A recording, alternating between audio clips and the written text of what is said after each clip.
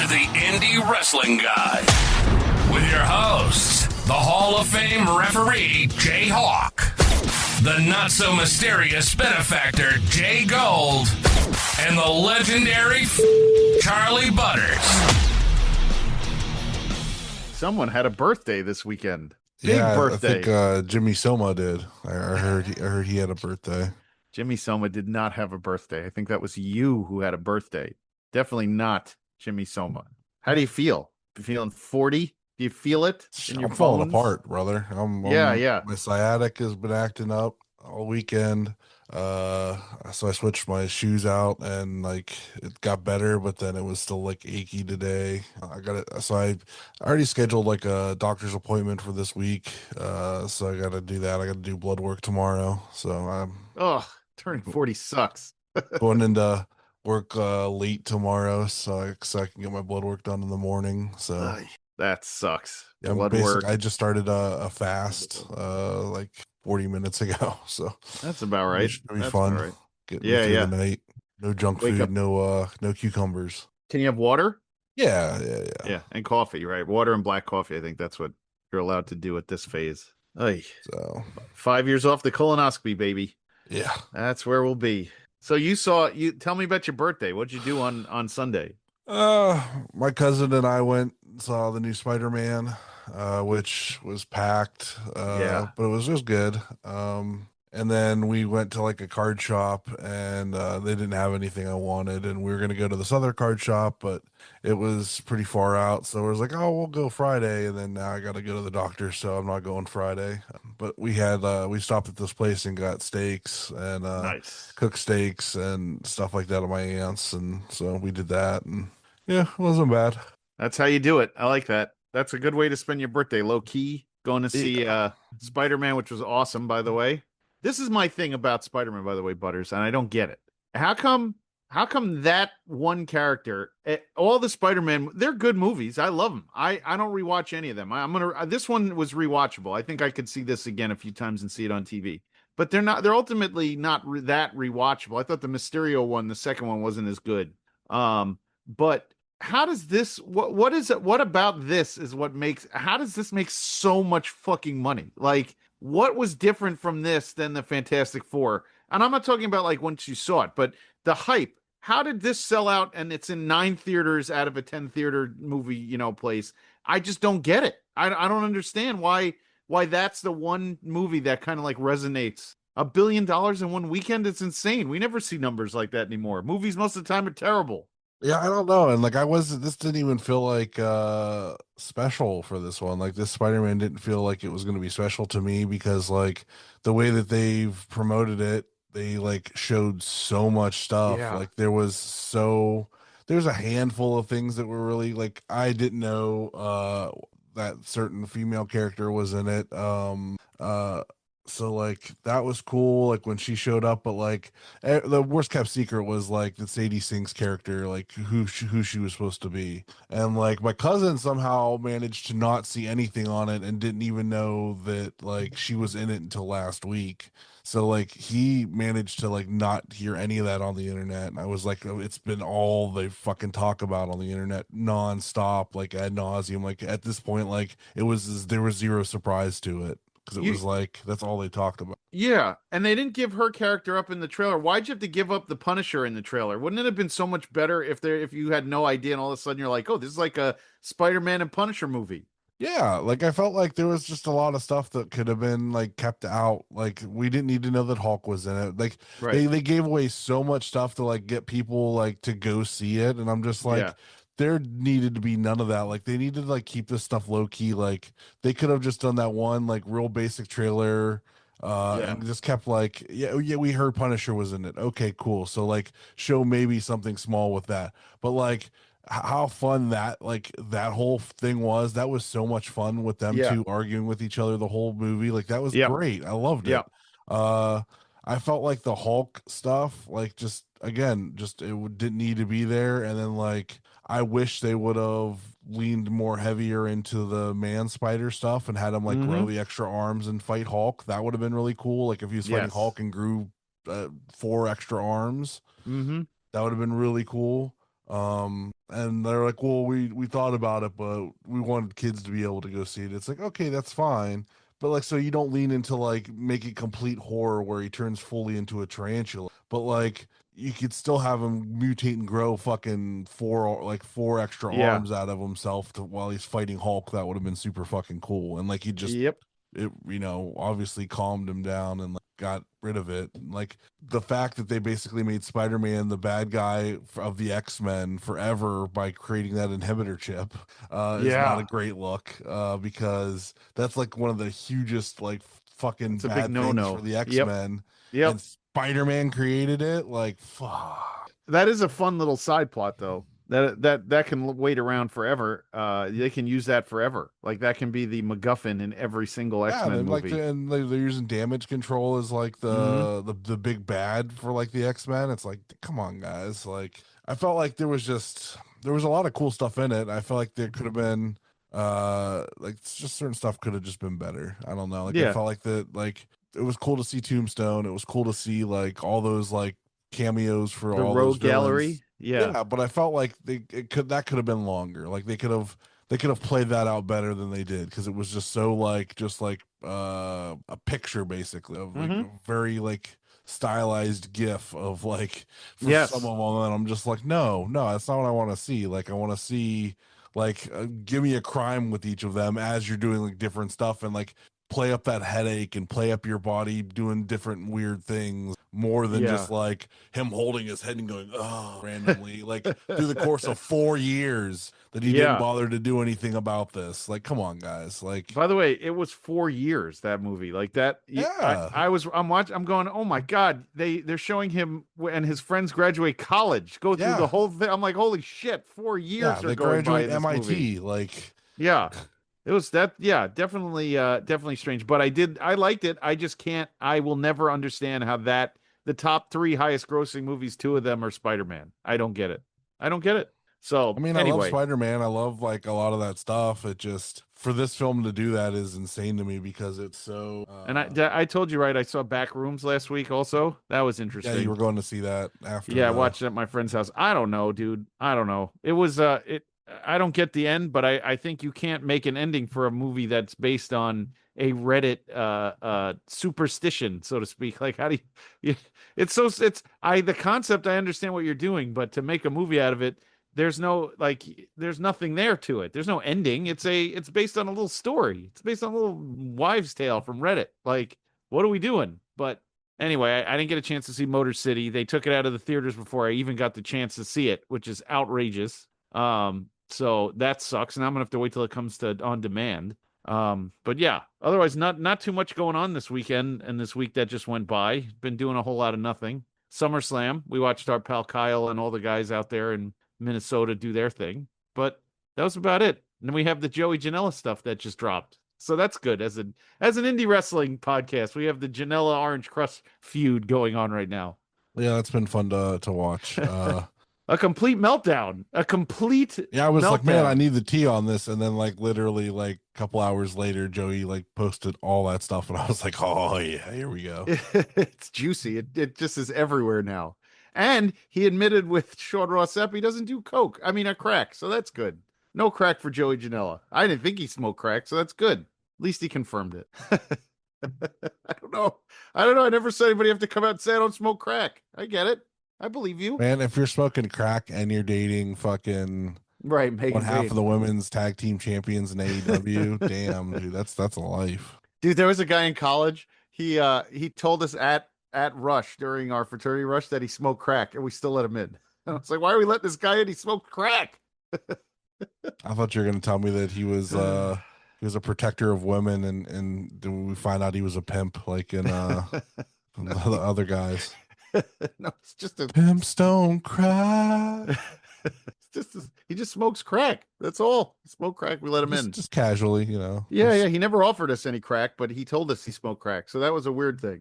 But yeah, I mean, it's a very, very quiet week, and we have a really fun guest tonight. So I think we'll be excited and save it for that stuff. Jimmy Soma's on tonight. We got Jimmy Soma tonight. Jimmy Soma was not invited back, even though I think I've heard people say they like Some people said they like Jimmy Soma, which I can't A believe. lot What's of wrong people with you did. people? You're the only person that didn't like Jimmy Soma. A lot of people, they were all excited about Jimmy Soma. I hate Jimmy Soma. I hate him. I think Jimmy Soma needs to rethink his life. That's what I think. Well, I think Jimmy Soma is just he's trying to reignite that feud with Magnum CKs, from what I understand. Is just I hope Magnum really, CK he wants beats him to an death. I Quit match with him. Yeah. So he's been bugging Magnum CK about that. So I'm gonna have to let Magnum know he can beat him half to death. And then make sure he aims for the mouth so Jimmy Soma can't speak anymore. He already can barely speak as it is. So. I can tell. Yeah. I see that. Old Jimmy Soma. Oh Lord.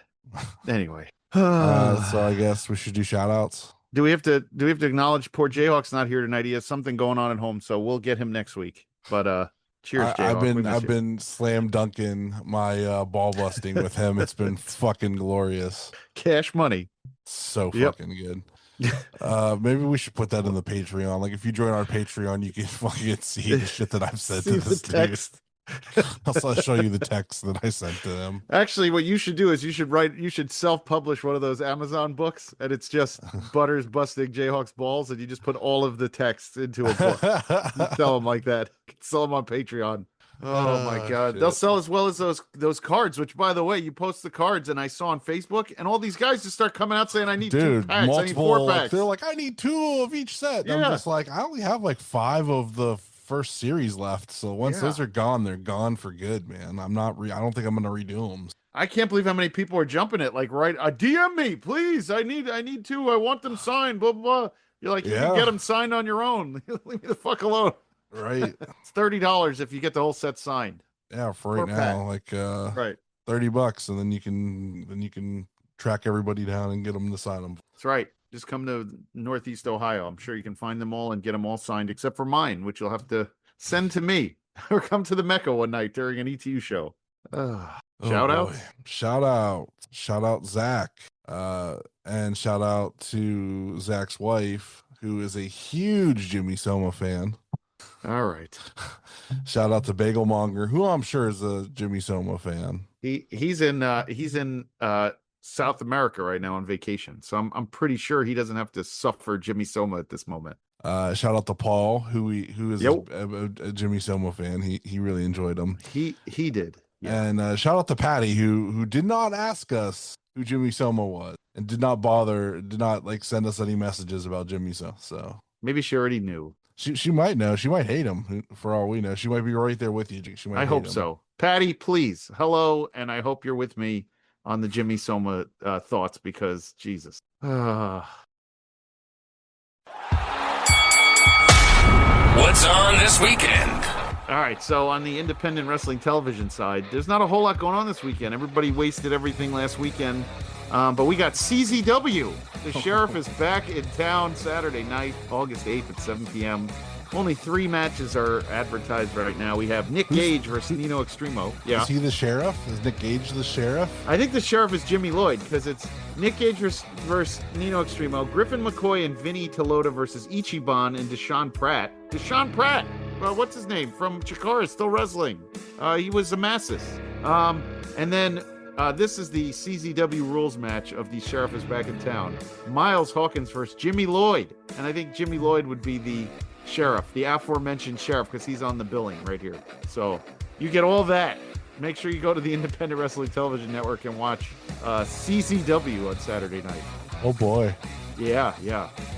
So as this airs, this episode comes out on Thursday. Tonight at 8 o'clock, GCW is doing 20 years of Joey Janela. Yeah. All that. If you couldn't get enough Joey Janela this week, tune in this weekend and you will get 20 years of Joey Janela. Tonight. Watch it tonight. Oh, tonight. GCW, I'm sorry. Tonight. Yeah. Yes. Thursday night. There's nothing announced for it, but it's 20 years of Joey Janela. There's going to be all kinds of stuff apparently. So. And no crack. He promised us. No crack. He's made his way from Milwaukee, so he's in town, I guess. He didn't have to Uber 12 hours, so that's good. Which, by the way, were you laughing at that? Because that's ridiculous. Ridiculous. Insane. Like, Dude was just trying to throw money at the problem. He's just like, you have my information. Just do whatever. He's like, just get here. So this is pay-per-view, and I'm just like, okay, no. Pay-per-view at the Brooklyn, in that little Brooklyn spot, because it's going to be on AEW's new network, which is something, a whole nother thing, which I don't really understand. So they're buying up all the indies to be on their network. I guess they did ask AIW too, right off the rip. So Yep. that's always fun.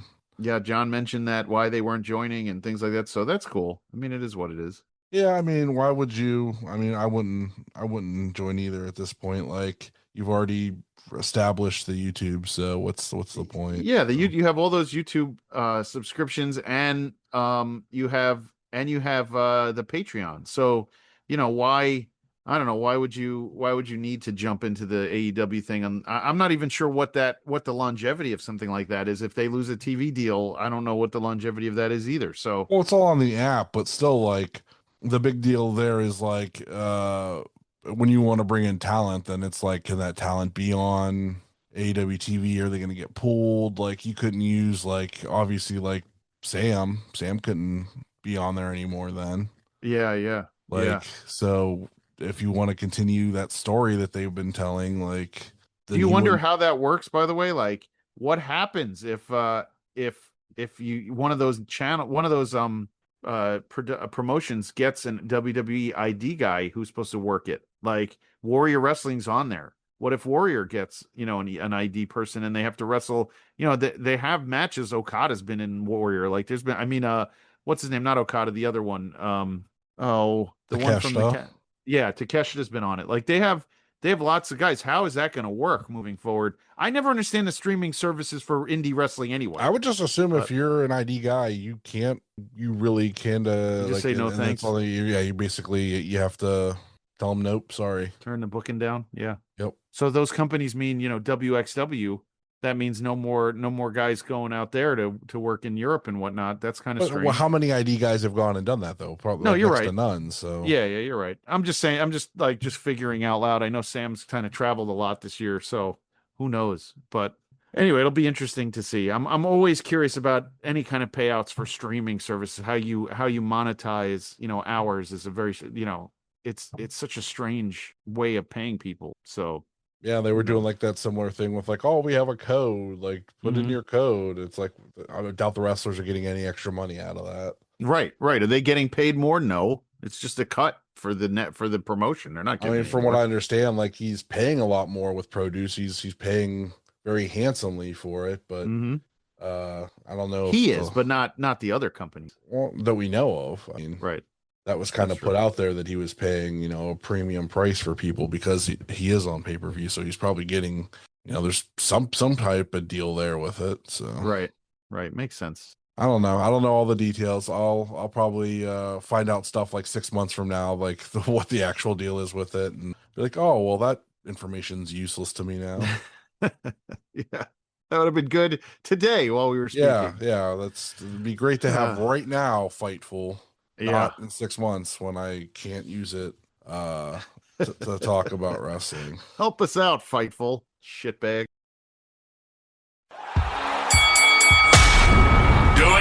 Interviewing.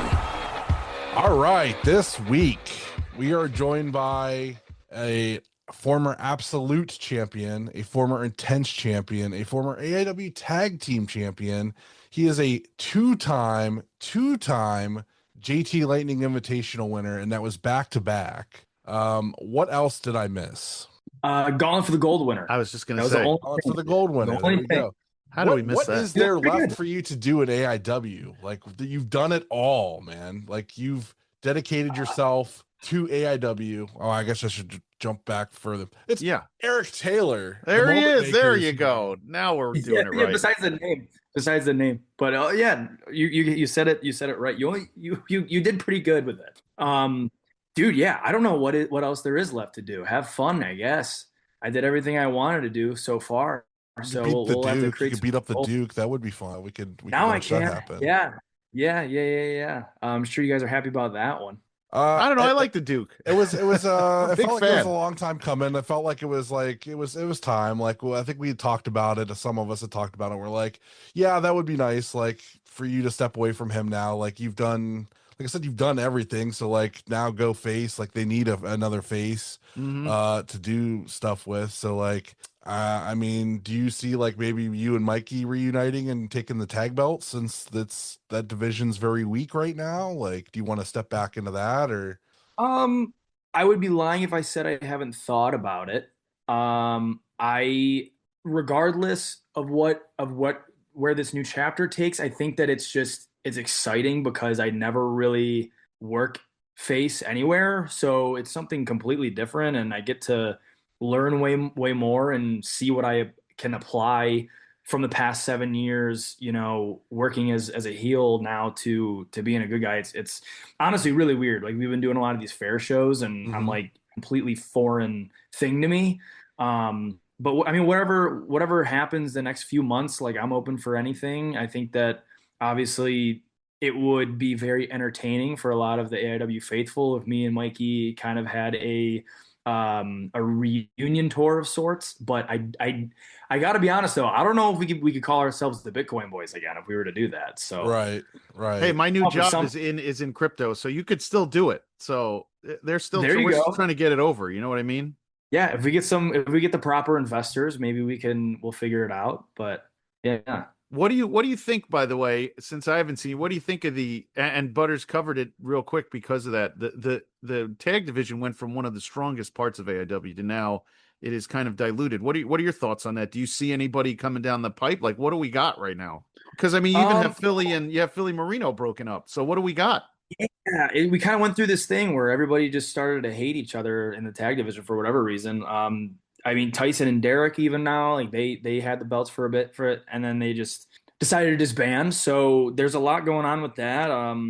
And that's kind of what Butters was kind of talking about earlier. Like it's a nice thing too that now I kind of have a fresh start and I can broaden my horizons and look at everything in AIW as a whole and try to do what I can do to fill spots where the show needs it. So yeah, I mean, I think that you have members only that just recently kind of came back a little bit, so they're pumping now. But yeah, we definitely need to strengthen up that tag division a little bit more now. I think it's super interesting too. Is like, okay, so you've done all these things, but you did them as a bad guy for this whole time. Like you basically split with Mikey, and you've been a bad guy for like the last 3 years, pretty much, Or more. Yeah. So maybe you have to Probably more. do I mean, everything again yeah. as a good guy now. You have to just start over again. Yeah. And do everything again as a good guy. With the right way this time, as they say. Right. No Duke. Yeah, I mean that's definitely something I thought about too. Like I want to do things the right way without having that interference and having the cop out of sorts, right? So that's definitely on my mind. But and everybody says this, I mean, every wrestler that we've either speak to or you see doing interviews, they love being a heel because you can do so much more with it. Is there any nerves or like in your mind going, well, maybe if I do try something face, it'll be a little bit more difficult because you don't have that freedom. You're kind of constrained by what a face is supposed to be, right? So does that worry you at all? Or are you like, yeah, that's going to be a good challenge? When I first thought about it, I was very excited. And I'm like, it's something different. It's something that I can sink my teeth into. And like I said before, I can learn a lot by switching up. Then it actually happened and my stomach dropped. Like I'm like, oh my God, I have to like figure out how to do everything again, basically in a way that's still Eric Taylor, but different. So that's kind of the mental battle that I've been having with myself for the past, like, I don't know, however many 6 months really, like of just trying to figure out, okay, what do I need to switch? What can I kind of keep? And without getting like too inside baseball, like you take a look at a lot of these guys that when they first turn heel, they switch up a lot of things, but if they come back to the light, not a lot really changes. So it's like, what can I keep that works, that the fans resonate with, or that they're attached to, that I have all this stock built up into, without becoming a completely different character, because that's not what I want, you know. One of the most fun things about being a heel is being able to talk shit and be able to have that unfiltered, you know, mind and just talk however you want to whoever you want. And I think you can kind of toe that line a little bit still. It's just with a different mindset and a different attitude, I guess, to answer your question. So a little bit of both without having like a cop-out answer, but a little bit of both. And you got to shake all the slimy fans' hands now. At least back then you could have been like, nope, I'm good as a heel. Now you got to go back and be like, oh, damn it. Now I got to shake your hand. What slimy fans? There's no like Butters. Fans. I'm up in the balcony. High-five Butters on your way around. My hand. I'm up in the balcony. You gotta worry about me. I never said that about a fan. You can't prove it. I do want to go back. July of 2024, you did a ladder match at the Temple Live for Absolution. Yeah. And I remember going into that ladder match, I was like, of all the people in the match, I didn't think you would be the standout of that match. And I think you of everybody in there, I was like, oh man, like he won't take any of these like insane risks. And you did. You went through, like, you went off the ladder, through ladders, like you did all the crazy shit. And I remember posting like that I had like insane respect for you coming out of that, because you fucking did it all. Like you didn't pussyfoot around. You fucking went out there and did it all, and like you did the whole thing. So like my hat's off to you for that. And because I was not expecting you to like be that guy, and you did. Like you that solidified me. You lost that match, but you also like proved like you could go out there and do hardcore, and fucking you were all about it. Like you weren't gonna take like weak chair shots. You were gonna go out there, get thrown off the ladder, get put through shit. Like that was cool. Yeah. And that was that match was awesome. And I think that might have like shown a lot of people even in the back, because like I felt like after that your rise was just insane after that, because it wasn't long after that you were headed towards getting your first absolute titles. Right. Yeah. I first of all, thank you. I appreciate that. And I have one of the posters right here from my Absolution entrance from a year ago, and it's me getting about to get off the title there that fell. Yeah, I didn't realize how much I was doing until I did it, and then I was like, damn, my body hurts real bad. And that was I actually just watched it back a couple days ago because the AIW channel just posted it. And that was what I'm proud of, because like you said, like just putting my body on the line, which like, I don't know. Sometimes when wrestlers say that, I'm just like, you shut up. You know what I mean? We all do it, but like really, like, dude, like going off that ladder onto that other ladder was rough. That hurt a lot. And I think you're absolutely right. Thorne actually tells a story that he was in the back and he was watching on the monitor, and I think that we were getting ready to go to that DVD off the ladder, and Thorne said something along the lines of like, you're out of your element, Eric Taylor. Like we're all fighting on the ladders, and Justice gets me up and we go through, and he goes, well, Eric Taylor just told me to shut the fuck up. I love that story, because I'm like, damn, like I didn't realize how much of like a proving ground match that was, you know. Like to me it was like, oh my god, I'm in a ladder match, that's super cool. And then doing those spots, going through tables, going through the ladder, getting speared off. And truth be told, there was a little bit more in there that ended up not happening. But I definitely, like, I felt it after that, you know. I felt some of the fans kind of, they gained some respect for me, which is pretty cool. Wish I didn't have to almost kill myself for it, but you know, it works, right? I think it would have came with time, but like that, we're just like, oh well, yeah. Well, he's fucking about that life. He loves the business. Let's go. Let's rock and roll with this. Yeah. And I think everybody needs to have that moment. I think the guy, you know, West has had that moment. Bishop or, you know, Chuck or whoever it is. Like we've all had those moments where it's like you're either in it or you're not. And if you're not, everybody's gonna know. So that's definitely one of those moments for sure. Okay, so moments, especially, you know, we had Sam on a couple of weeks ago, and I just need to ask you about the Artie McCarthy already going through you in that coffin. Dude, Eric, what the fuck dude. happened, dude? What happened? Dude, I was hot. I was hot. I told Sam that, dude. What did he say? What did he say about that? He said that not a lot of people knew what was going to happen, and he was like, it was what it was. Like, he felt bad, but at the same time, he was just like, nobody was stopping him from doing anything. And I was just like, I think I was more shocked because I knew you were still in there, and the way that it like collapsed on you, I was like, oh fuck, Eric's still in there. I didn't care about Artie, I was more worried about you being in there. So I was just like, you looked angry. Yes, I remember when you came out of that. Yeah, I was like, oh, he's got to be fucking livid.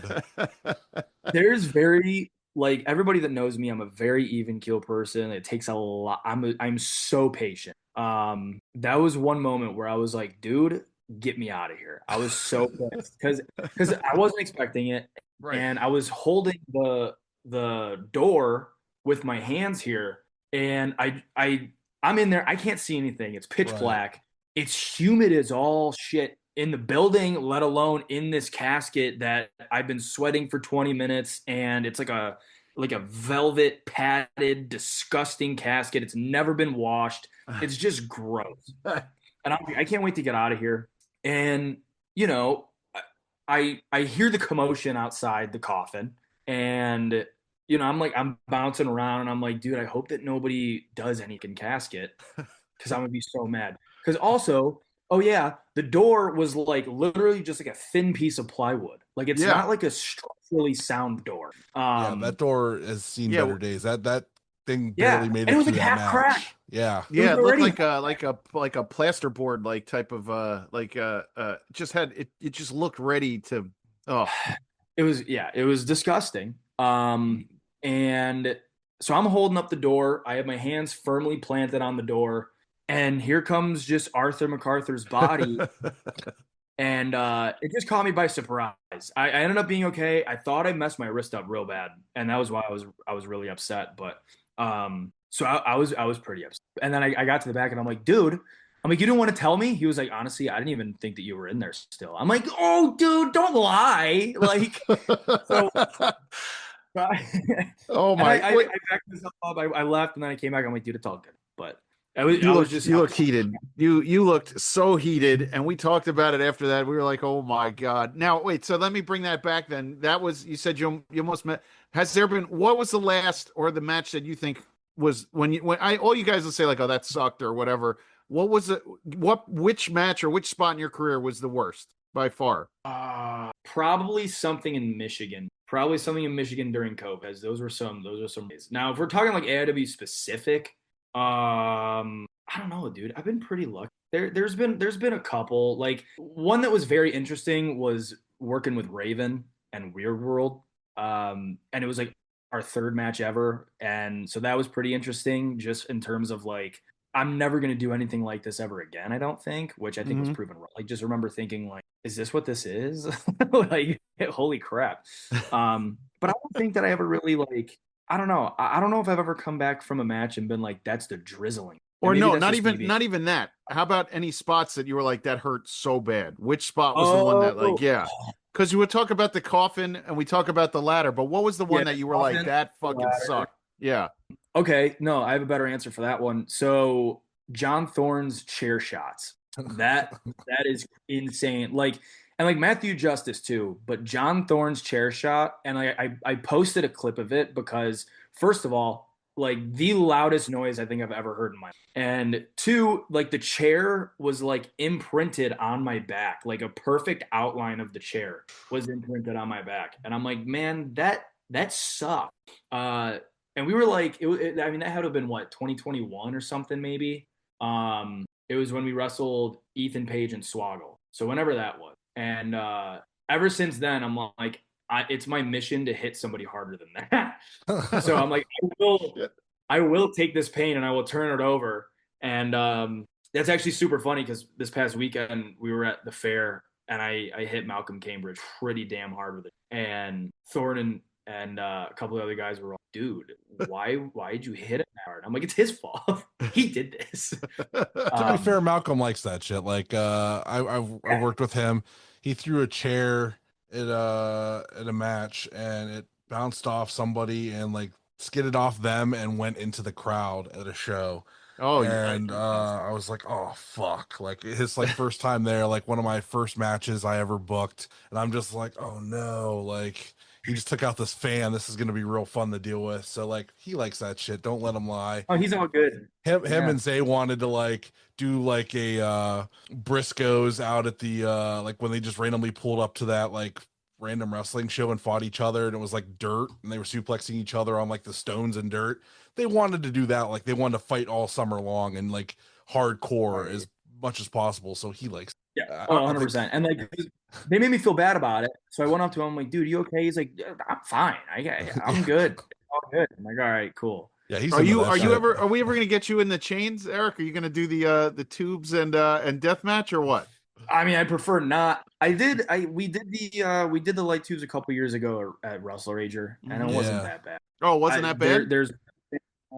Well, don't get ahead of yourself, but it wasn't great either. It's yeah. I don't know, Eric, if you remember when during COVID, and we tell this story to everyone, when Twan got hit at the chains in Jersey and it like ended his career basically. He was like, nope, never doing. He got hit. Dom hit him with the tube. They wrestled in the chains in the middle of the field in Jersey during ICW and No Holds Barred. And the first one hits Twan. His whole face changes. He goes, you just see him like looking. He completely froze up. The entire match was basically scrapped because he did not want anything to do with that. Like, I wonder. I don't know. I remember the first one. I was like, okay, am I okay? But then like after that, you're kind of like, okay, like you're in the heat of the match, like you're drunk. And it's not like I'm not gonna do some of the crazy shit. Like I'm not gonna take like a suplex of a big bundle. I'm never doing right. But glass does scare me, and then like barbed wire. Oh, okay. Thumbtacks, cool. Light tubes, cool. Barbed wire, hell no. Really? No. That's the line for you, huh? Barbed wire and glass, not doing. I can't do it. I've seen too many. He doesn't have that extra like tissue on him, man. Like Eric is lean, so like that shit will like just tear muscle. It won't. There's nothing there for it to like dig into and not damage. It's gonna go into him and tear muscle on top of just skin. So like that's not good for him. You could do the stuff that we saw at the ETU show when Gabe Sky wrapped. Stop it! That was the worst. Okay, and they even admitted it to us. That was the worst. He wrapped his boot with some barbed wire, and then when he threw it to the ground next to us, my daughter's like, "Can I go touch it?" I'm like, "I'll make you $100 bet that's rubber," and it was rubber. And we're like, "Oh, he's not using real barbed wire." We knew it. That's the end of that. God, dude. I mean, if you're gonna use it, you know. Yeah. Yep. I told her to go check it. So going back to your career with everything, you wrestled Nic Nemeth. Did you like I when I talked to Mikey about when the first time he wrestled Alec Price, he said like he thought he was really good, and then he wrestled Alec Price and he realized like he had so much more to do. When you wrestled Nic Nemeth, did it make you say like, oh, I need to step my game up even more? Same with like Mike Santana, because I know like you've had a couple of those matches. Did those guys like that are in TNA, did they make you go like from feeling like you're the king of AIW to being like, oh, there's still more layers to this that I need to wrestling wise? Short answer, yes. It's so for different reasons. Santana was more so like, oh shit, like there is a whole nother level to this as far as a little bit more of the indie style, I think. The speed with which he moves and just the way that he stacks everything and just his psychology of it is so next level that it like I was like, dude, I need to do way more cardio. You know what I mean? Like I'm like, I need to be in like way better shape. So that was in that aspect. And then like kind of on the flip with Nemeth, it was like, oh, I don't need to do shit. Like there's such a contrast with both of them, but like they're both so good at what they do. Both of them in different ways. Like I said, like you have like a normal night, and then like you have like a normal night, like if you were to wrestle like a name, you know what I mean? And then it's like those, like it was just so night and day with those guys that like it was just such an eye opener of like, okay, not only do I need to up my game and make it to this next level, this is how you do it. This is what you and like being in the ring and like feeling them feel the energy of the crowd and how they use it to their advantage. Like it was just such an eye-opening experience in both matches that like it was just such a crazy learning just by being in there with them to experience it. And like people have said it numerous times, Nic Nemeth, like working with him, you're like, we could do nothing and go crazy because of he does it, he sells moves. And he was so giving to it. He was just the best. And then again with Santana, like just the speed and the quickness and how he's able to stack these things gives you so much more body to a match and so much more to work with. And again, it's just like two like almost like opposite ends of the spectrum, but also kind of working together sort of thing. So like both of those, like I was so happy with but they were both. So you had those two on another level, and then you had Danhausen that's just like all the way up here, just with like how crazy all the stuff you did with him is, right? That too. Like what a crazy run. It was like Prize, Kingston, Danhausen, Santana, and Nic Nemeth. Like yeah, you had like shit. a crazy run at the beginning of everything. Yeah, because it was let's see, Danhausen was in January, then you had Santana in February, then you had Dom and Eddie in February as well. So and then you had Nick in March. So like you went on that crazy run at the beginning of the year, like, and I feel like they threw you out there with those, and it was like those are definitely like prime matches to see somebody in. And you like I was like trying to like put stuff together today, like thinking about like your career, and I'm just like, he's done everything. He's like a Triple Crown winner at AIW. Like the only thing we haven't seen him do is like go out other places, and like you've done stuff at other places. You've been tag champs a couple places, and you have gone out and wrestled like sparingly here and there places, and like you've done old. But like to really like go out and like you see people like Tyler Jordan wrestling for like Beyond and stuff on a weekly basis, and like doing OVW stuff like that. You've kind of like really just kept yourself to Cleveland and that kind of thing. Is that by design? You just do you not want to travel? Like is like your home life very different to where it's just not like possible for you to do that, or how do you feel about that? Yeah. I wouldn't say it's necessarily by design. It's just kind of circumstance, I guess. It's one of those things where definitely want to travel more, definitely want to go and do some of these things. A lot of places have been like with Beyond, like they run on OVW. So like those things where it's like, man, it's like I wish I didn't have a real job, but I have to have a real job still to, you know what I mean? Yeah, this I figured the shoe job was probably like I see a lot of guys that like want to do that, but the job just doesn't allow them. And it's like, I guess if you're like young, like I don't know what his Tyler Jordan circumstances are, but I'm assuming he's probably not, working a full-time job outside of wrestling. So it's like it's probably a little bit easier for him to be able to travel and do stuff like that. So now right. Eric, yeah, sorry, go ahead. Sorry, I didn't mean to jump you. Oh, you're good. So I was going to bring up also like your run there, and you had a nice and your run with the Duke. You went up, you got a chance to experience a lot of these like legends and things that they brought in. Who do you think was your favorite out of that kind of like? Was it do I dare call it comedy or like heel getting retribution type stuff? Which guy did you like working with in that aspect? You're talking like the kind of like the Bitcoin Boys days when the legend just basically beat the shit out of Duke. Yeah. Again, so dude, like so lucky to be a part of all of them. But I think the one that sticks out, not necessarily the spot that we did at the show, but just as a whole was Scott Hall. Because we picked him up from the hotel, took him to a show in Pennsylvania that we were booked on that he was also booked on. And then brought him back that night. So we got a whole like 4 hours plus with Scott Hall to just talk and to pick his brain. He watched our matches and gave us feedback on the way back. Bought us Texas Roadhouse, which was awesome. Just the like veteran, professional, just amazing brother you could ask for, right? Especially for somebody of that caliber. Another funny story that I tell about Scott Hall is so after the show, we are getting ready to leave, and I was gonna be the guy that was the wheelman. And he's like, hey, we got to go stop at this giant eagle. I'm like, all right, cool, man. Whatever you want, Mr. Scott, sir. So we stop at the giant eagle and he's walking around for a little bit. And he gets a 6-pack. I think it was Michelob. So he has a 6-pack of Michelobs. And we get in the car. And I'm like, all right, here we go. Turn the car on. And I just hear, shh. Keep in mind, I'm 19 at this point. So I hear the can open. And like my head just naturally just like snaps over and I'm like, oh my God, he's in the front seat. And I'm like, you having one now, huh? He's like, yeah, what, you want one? I'm like, no, I'm good, man. Thanks.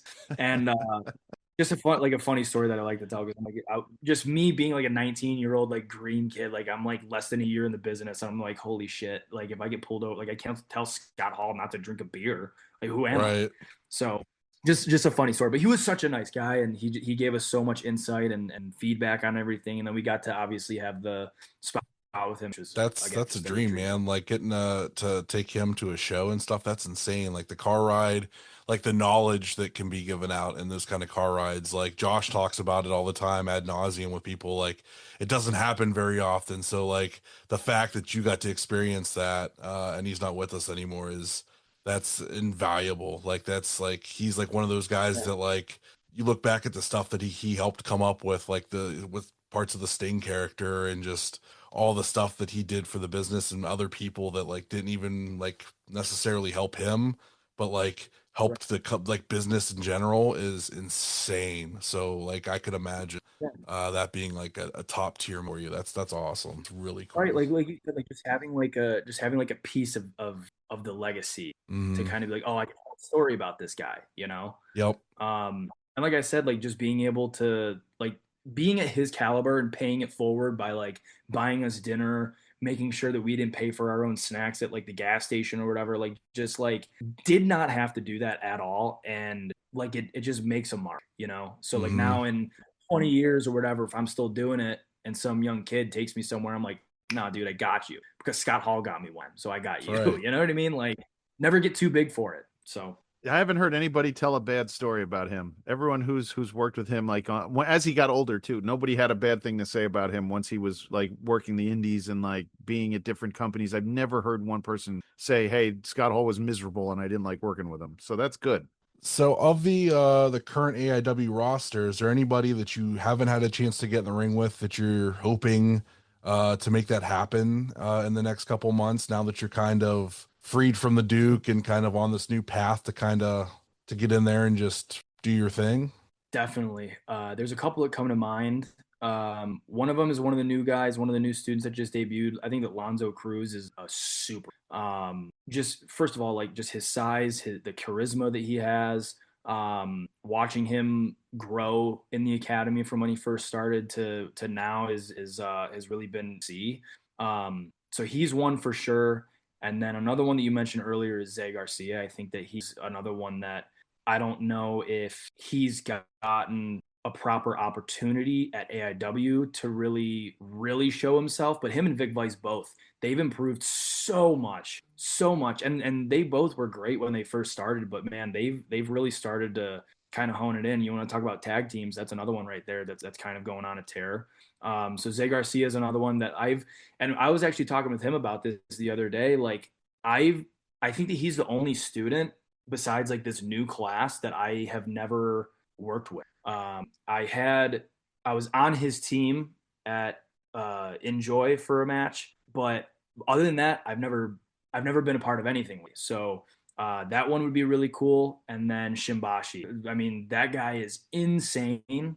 And that's another one that's kind of like Alec Price, where it's like that would test me in a way that I need to be tested and that I would like to be tested. So that's another one right there. That's like that could be. I think you're right. He is something right now. Shimbashi. He is tearing up. We talked about this privately, you and I, Eric.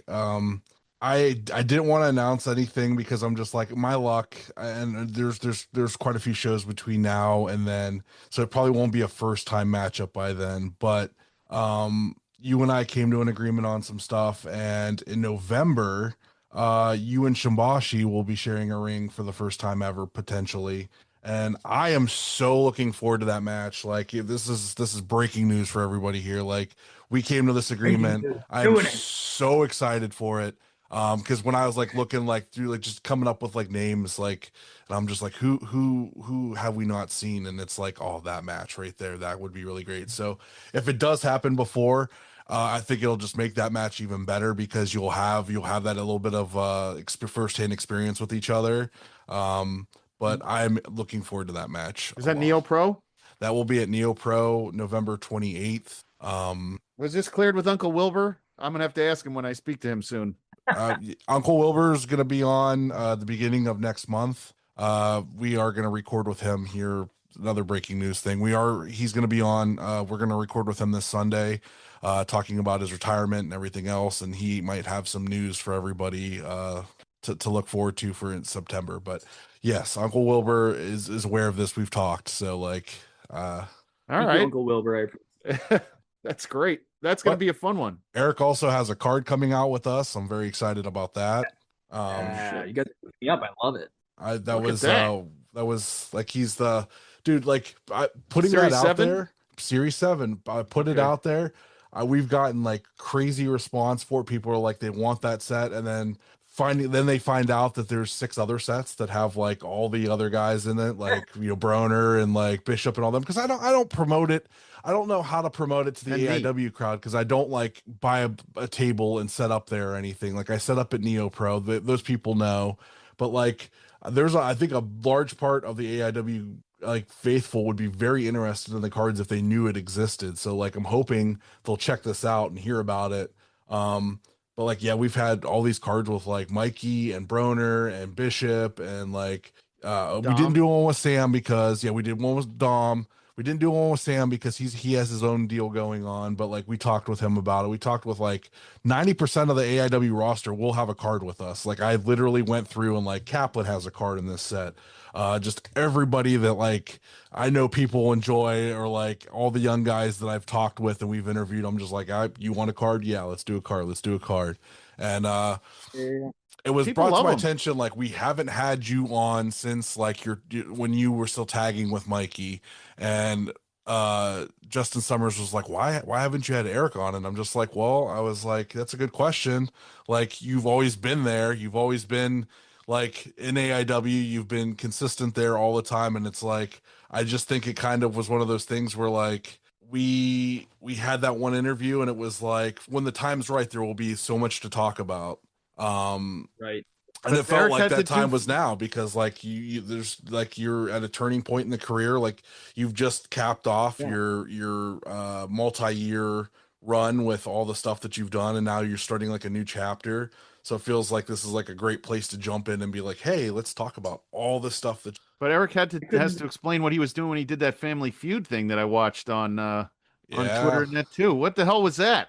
Who were you on there with? Wrestling Family Feud, and it was a fantastic time. You guys should go watch it on YouTube. The full. I did. That's video. why I'm trying to remember because I remember when it first came out, I was like, "Is that Eric Taylor? What are they doing?" And I remember who were you with? Like who set that up? So Trey to Fly, we went to high school with him as well. Me and Chuck both did. Well, I can't remember if Chuck was great, but Trey was, I think, a year below me, maybe. Long story short, he started coming to AIW shows, and he's himself started doing some wrestling influencer type videos on TikTok. Mm-hmm. And so got talking with him at one of the shows. And he's like, hey, man, I'm trying to start doing, I want to start doing a few more interesting videos, game shows, interview shows, that sort of thing. I think it first blossomed at one of the Youngstown shows, and I did like one of the trivia question videos for him. He's like, hey man, I want to do like this Wrestling Family Feud video. Dude, I'm so in. I love wrestling. I love Family Feud. I'm so in.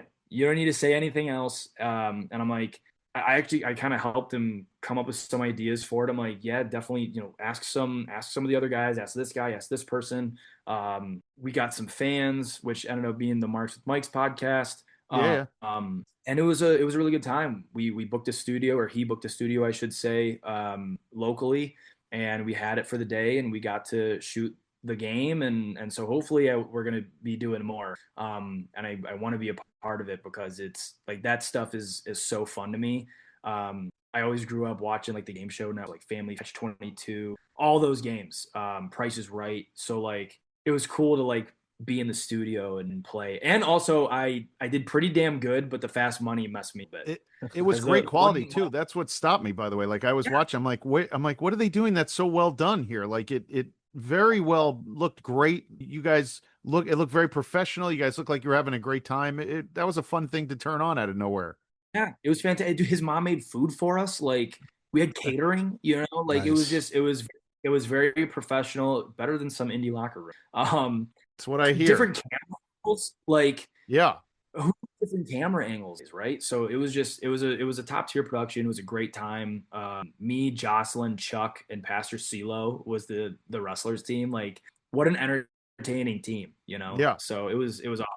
That's like one of the interesting things too, is like, so way back when there was Wrestling Cheers, there was us, there was like Pod Van Dam, there was like, that was like basically it for Ohio indie wrestling promotions. Like Marks with Mikes was there too, but like that there was very limited guys. There wasn't like this influencer thing with TikTok. There wasn't a lot of that. And like, so it's fun to like see that stuff pop up. Like I see there's like other like people doing interviews where like they have like an actual like studio sit down doing an interview with like AIW guys, and I'm just like, the podcaster in me kind of gets jealous because I'm just like, I was doing this before. Like, who are these people to be doing this? And then at the same time, I'm just like, they're free to like go do all the promotion you can, because like you never know what eye is going to catch, like whose eye you're going to catch doing one of these things, and it's going to lead to something great for you. So it's like, I'm just trying to promote like people that I think should get out and do more things and like help any way I can with stuff. So like there's just a lot of what that is too. So I really shouldn't be jealous of it. So like, but it's been really interesting to like come across stuff like that, like the Family Feud. And I was like, oh man, I want to do that. I think that'd be really fun to do. I mean, like, the main event net guys love doing stuff, doing film and content and everything like that we have. So it is, they're not on that, like for him to have like rented out a studio and to do all the different camera angles and stuff, like that's still even a level above main event net. Yeah. That's some like professional stuff. It's so crazy. And like some of these it's other good interviews, for Eric's like brand. Like it's good for your brand to be in there and do stuff like that, and you can put on your resume. Right. And well, like everything evolves too. Where's it going, by the way? Tell us. Yeah, tell me where you think it's going for indie wrestling, and how. What are you gonna do now? Like, I mean, you did the game show, but do you have anything in mind where you want to like elevate yourself? So, what do you have in mind as far as that kind of TikTok and influencers and all that kind of thing?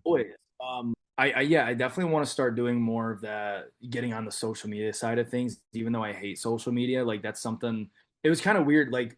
You're told to be on social media and to promote, obviously, and do all these things, and then it's like you get so tired of it because then you're told not to be on social media too much and give too many opinions and become that sort of guy. And so there was a very specific moment where I was like, I'm done with social media. I stopped posting it. And recently, and like Cardona talks about it, and you see a lot of these other indie guys start to get traction on it. It's like you need to have that presence, and you need to have some more of these, like you guys are saying, like these professionally made videos to like grab people in, because like whether I'm going someplace else or not, like a lot of these other places are using their own sense now. They're becoming a little bit more territorial in certain ways. So like I need to build my brand within myself so that way everybody can still see it, whether I'm wrestling or not that weekend. And it will then in turn build my brand up enough to where I will be wrestling every weekend. And even if I don't, it's cool because I have enough followers and I can do this and that and all this other stuff. I'm more than just a wrestler. And like that's kind of where everything's becoming. Like everything's becoming everything, which is a blessing and a curse. So that's, I guess, your answer. Like, long story short, everything's becoming everything. That's what everything's gonna be evolving into. So, but yeah, just trying to increase the social media.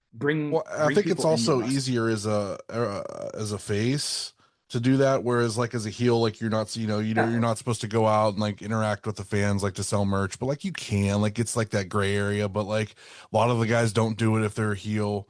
as a face. Like you're just out there more often. Like you can kind of like promote stuff. Like you've retweeted the stuff what we've posted about your card, whatever, stuff like that. But also if you look at like how Manser and how like Steph, she kind of has taken from Cardona, where she's just like, even if it's just posting about your cats or about your day, there's a post out there. You're kind of like giving people a glimpse in your life, showing like that you're a likable person. So people like you and like your personality. They're going to want to spend money on you and want to see you places. And then they'll start asking for you to be like, hey, when are you going to bring this person in? Because I want to see them wrestle. Doesn't matter who. So I feel like building your brand, but building yourself as like somebody that's likable, that's interesting on social media, it's probably time consuming and like probably miserable at some points, because even like when you're sick and stuff, you gotta do it. But like it might be what gets traction and what gets eyes on you now, is it like, because there's so much stuff out there all the time. But like when I think about it, I'm like, who do I see on Twitter the most? Like I see posts from Manser, I see posts from Steph, and I always like check out what they're doing for the day, like what they're talking about. So it's like, it's just those constant things of like, oh, Manser posted his cats, like has nothing to do with wrestling. I love cats. I'm gonna like check out his post and like interact possibly with like people in there talking about the cats, whatever. Yeah, and like you never know who might see that isn't a wrestling fan that might then get brought in. Like I always tell everybody, I'm trying to grow the wrestling business. I'm trying to bring in new eyes and people, because ultimately it's about selling tickets. It's about bringing people into the show, exposing them to this business that we all love. And so like you never know what eyes you might catch. Someone might just be like, oh, there's this kid in Ohio that's trying to be a professional wrestler. He's trying to make it to the WWE, and I like his story. Then I'm going to follow it and see what happens. And then maybe he keeps watching. He's like, you know what? I'm going to make it to a show one day, or I'm going to buy a t-shirt or whatever it is. Like there's so much value there. Bishop used to say, I used to ask him when he was the champ and when he was a heel, I was like, how come there's no shirts? I'm like, when am I going to get a shirt? He goes, heels don't have merch, brother. I'm like, what are you talking about? I'm like, you got to make something. Make something. Yeah, I had merch. Come on. You do. That's my brother's like favorite t-shirt. barrier... He wears it to visiting day every year at camp. He wears the Eric Taylor t-shirt. He loves it. That kind of like got broken down, but like at the same time, like I could see why certain people don't go out and like have that kind of thing, because they do want to kind of keep that mystique. But let me tell you, as like a guy that like may not buy merch from you, but like is trying to like work out a deal with some like trading cards, you know how hard it is to get a hold of some people and then getting thrown out of the venue at the end of the night when you still haven't come around so I could talk to you. It's a pain in the ass. Please come out, sell whatever merch you have, and opportunities can happen that way. Like I can pitch you something, like we could work something out. Like it just makes life easier for everybody. Everybody wants Butters pitching them ideas. When you want this fat bald guy to be like, hey, you should do this with me. Yeah. Some money. Sometimes it's like, yeah, how many other people have told me they're gonna make me free stuff, man? You know what I mean? So I get that too in a way. Shit. You know what? That's not terrible. There's a lot of guys who do that. I get it. So now that we've kind of established a lot of this now and how much you've accomplished, let's go now. Now the summer's over, and if we interviewed you in the beginning of summer, I'd say, okay, where do you want to go? So now that the fall's coming, where do you want to go? I mean, your own situations you've discussed, like why, you may, but what would you ideally like to do? What other companies you want to branch out to? Where would you like to see yourself? Yeah, especially now that the summer schedule's starting to slowly wind down here. Definitely want to start hitting the road a little bit more. Want to get back up to IWC at some point. Would love to get in there. So many guys, and I visited a couple times. Everybody there is definitely want to get back up to a place like Greektown. Greektown was awesome in Canada. Was able to get on one of their shows last year. I'm still trying to break into New York. Haven't gotten into New York, so that's one that I want to scratch off. I want you to come to New York too. I'd like to see you out here. It'd be great. Yeah. Never wrestled in New York, so definitely want to scratch that off. And then would love to get back down to CCW in Tennessee too. We did a couple of those shows earlier this year. And that place is just they used to have the shows at the Troubadour in Tennessee and Nashville. Excellent venue, really fun crowd, great roster. So those are three that I would want to highlight. IWC, Greektown, CCW, want to get into, and then hopefully some other stuff that we have coming up here in the fall and summer, or fall and winter too. That's excellent. Butters, what else you got for him? It came up in my head a couple times or something I wanted to ask, and I'm just trying to remember what exactly. We covered a lot of ground. We did. We've talked about a lot of stuff. Really appreciate you coming on and talking about everything. Yeah, I think, in the end, I think we need to revisit a lot of, our friends from AIW who've come really far. Because Eric, when we had you on, it was still almost like you were. I mean, I'm trying to think. You were still within very like your first young. year, yeah. Like you guys were still like super duper young. And I don't even think that like interview exists technically, like where people can listen to it now. It's in the archives. Oh yeah, because of the music. Yeah. We had some takedowns because Butters used copyrighted music. I say that entirely copyright stuff. I can argue about it. So I don't know if it was necessarily that. It also could have been like people like reporting our stuff and then it getting taken down, because like I know there's some stuff that happened a couple years ago, and I feel like there was a lot of those episodes were ones that like were getting like reported and magically were coming down. So I was like, I just took everything down. I was like, I can just put them in the archives, put them out on Patreon, like eventually. So they exist still. It's just a matter of putting them back out, which I always say I'm going to sit down and do that, and I never do. Yeah, I can't even remember the last one that we did. Was I with Mikey still? Was it? Yes, you guys. It was because we were doing together. Like a run of. We did like every AIW tag team. We had like because Summers helped a lot with when I first started. He said that it was like almost impossible to get like tag teams on. So like he like rarely was able to do those. I proved him wrong because I did think we did a string of like. I want to say it was like a month and a half. We had every single AIW tag team on together. Yep. And consistently never had an issue once getting everybody on. It was insane. Like I was like, this is gonna be a mess, like herding cats, and it wasn't. It fucking every time everybody was there, it worked. Never had an issue, and I was like, he's full of shit. This is so easy. And then I'm like, it probably was more difficult than it should. Like it was probably way easier for some reason than what it should have been to get you guys. But it was like we were seeing you guys so often at that point. It was probably during, I want to say it might have been even during the summer months where it was like we were seeing you every couple of weeks, so it was easy to set stuff up. So yeah, that was easy. We didn't have too much of an issue as far as bringing those tag teams on, but you guys were more than accommodating when you came on. And I don't even know, was Ed on with us, Butters, when we did them? Because I think he was. It is very possible. Because I think Ed from PVD was on with us when you guys did it. So we used to have him jump in every once in a while. He was on Broner's first interview too, because he wanted to ask stupid questions of Broner. Yeah. I don't remember that. That's hilarious. You don't remember he asked him a Pokemon question? I'm gonna look him up now. I'm gonna have to look him up and post them on the Patreon this week, I think, so we can go back and revisit those. Like if you're a Patreon member, because it's crazy. Well, it was a while, Eric. It was probably three years ago at least. It was at least 3, maybe 4 years ago. Yeah, it was definitely very early in your career. Like it had to be right after COVID. Yeah. Okay. So that wasn't the one where you guys made fun of me about not knowing how to shampoo my hair, right? I think that was. Yeah, I think that was PVD actually. Yeah. Those knuckleheads. Yeah. Oh boy. Well, shit, Eric, you want to give us some plugs and stuff? And I mean, we don't want to over kill you on social media since you're not a huge fan of it, but you want to give out your socials? All good. I'm getting used to it. At Future2Bright on X, Instagram, TikTok. It's going to be FUTR2BRITE. Like I said, X or Twitter, whatever you want to call it these days, Instagram, TikTok, all those deals. Eric Taylor on YouTube. You can go subscribe there. I post some matches, some promos, some clips every now and then. So go subscribe there too. Go to the merch store that is either in my link in my bio of my Instagram, or you just go to, I think it's future2bright.bigcartel.com. Whatever it might be. But if you go on Big Cartel, you just look up Future2Bright, same spelling. Buy some t-shirts, buy some hats, whatever you want to do. Going to get some new logos up here shortly too. Excellent. Yeah. And what's next for AIW? What's coming up? When's your next show that you're doing?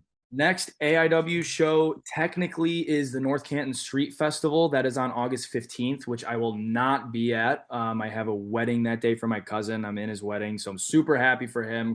Congratulations, Justin.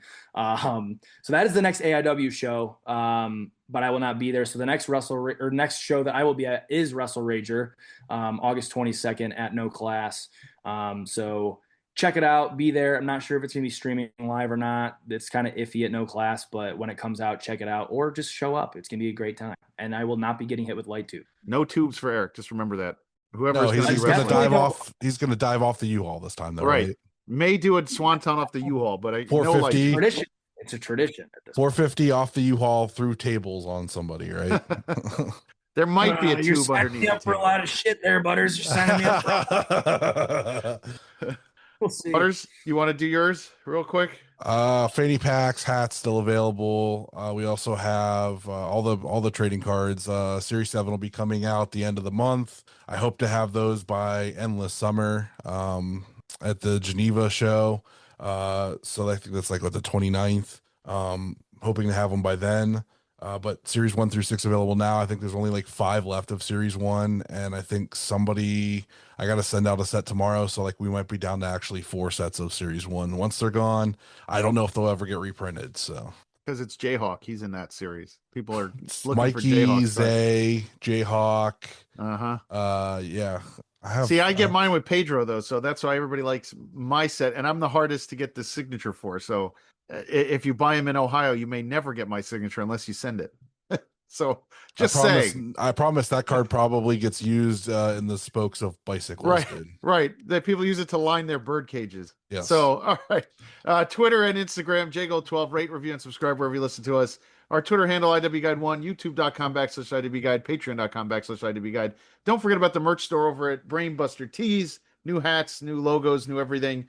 Will over at Gorilla Press Apparel, our podcast friends. We are part of the Main Event Network, Wrestling Network. On the Mark Wrestling Podcast, Tino's Time, Blog World Order, the Ope 3-Way, and my show, the NXT Night Shift, Tuesday nights at 10 o'clock, 10:15 live. At Odds with Wrestling, the card is going to change. The Super Fantastic Podcast and Marks with Mikes. Our other friends, Monsters in the Toy Box, Toy Hio, Rubber City Toys, NeoPro Wrestling, OKCR Creations, Stash Pages, and Pally's Beef Jerky by the new champ, Kaplan. Eric, again, thank you. Butters, that's all I got. Life short, watch more indie wrestling. Yeah. Hell yeah. Don't forget to review and subscribe wherever you listen to us. Find us online at Facebook and Instagram at the Indie Wrestling Guide. And on X or Twitter at IWGuide1.